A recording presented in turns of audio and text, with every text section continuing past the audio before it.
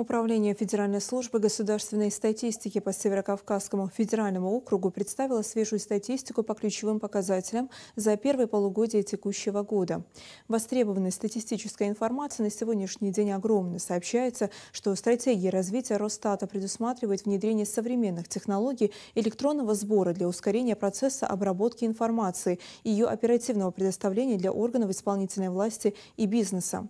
Электронный сбор уже осуществляется. Создана единая межведомственная информационно-статистическая система. Более 61 субъекта, который формирует стат-информацию, размещает данную информацию. Более чем 50% этой информации представляет Росстат. За первое полугодие текущего года в нашей республике наблюдается рост темпов экономики, промышленного производства составил 109,6% по аналогичному периоду прошлого года. Обрабатывающее производство 100% составило, и добыча полезных ископаемых составила 114% к аналогичному периоду прошлого года. В строительстве на сегодняшний день в отрасли строительства введено в эксплуатацию многоквартирный дом. Это за счет инвестиций из различных источников.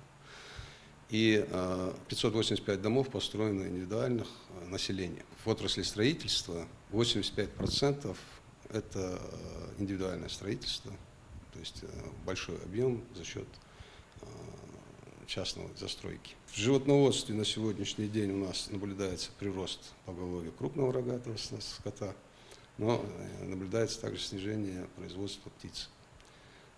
Здесь на сегодняшний день у нас один крупный производитель, птицефабрика, какие-то объемы, видать, снижаются. Доля на сегодняшний день в производстве более 40% это малый бизнес, 45% это частный сектор сельскохозяйственного производства. Также мы можем отметить, что у нас выросла заработная плата средняя по региону. Но если смотреть реальную покупательскую способность, то здесь идет снижение. То есть учитывать надо, что все-таки инфляция влияет, и по сравнению с предыдущим периодом прошлого года снижение идет на 2,9%. Рост наблюдается цен у нас по топливу по сравнению с аналогичным периодом прошлого года на 10%. Серьезный рост дает услуги коммунальные, там, по электроэнергии 9%, по газу 10% и по коммунальному водоснабжению 20 с лишним процентов рост цен именно по этим категориям. Также прогнозируется рост на услуги в сфере образования, это в сентябрь месяц. Ну, прогнозы есть такие, где-то порядка на 11% будет увеличение.